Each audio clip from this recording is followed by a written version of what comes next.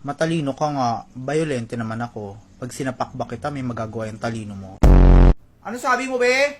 Huwag mo akong pinipikon, ina mo ha. Pangit ako magalit, be. Be, kahit hindi ka pagalit, pangit ka na. Storya mo yan eh, ikaw bida dyan. Sabi ko nga, kwento mo yan, dyan ka nalang gumaganda, edi go. Siya ba yun? Di ba tawagan nilang magjowa, babe? Tas minsan, pinsan! Aesthetic pala tawag dyan. Kulang, hindi siya nagsuot ng deodorant.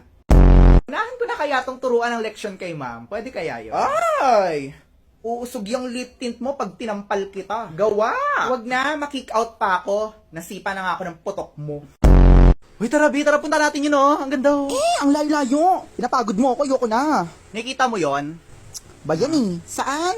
Ayun, oh. O, ano meron doon? Diyan ka titilapon kapag inartihan mo pa ako, ha? Nasa bundok tayo, tas ayaw mo maglakad, ha? Hagis na lang kita. Tara na! Tara na, be! Tara na! Ang sarap ng tubig, oh. Tara na! Yukuti, ang init-init kaya. Mainit talaga yung panahon dahil kumukulo yung dugo ko sa kaartehan mo, ha? Ano? Magdidilim yung balat mo or magdidilim yung paningin ko sa'yo, ha? Bumaba ka dito, pepektusan kita. Oh my God, Te, anong binigay mo sa akin? Baso? Pwede pang chaser yan. Baso po yung binigay ko sa kanya kasi uhaw po siya sa atensyon. Huy, B, wag mo i-upload yan. Ang pangit ko dyan sa group picture natin. Actually, carry lang, kakrap na lang kita. O, di ba mas maganda?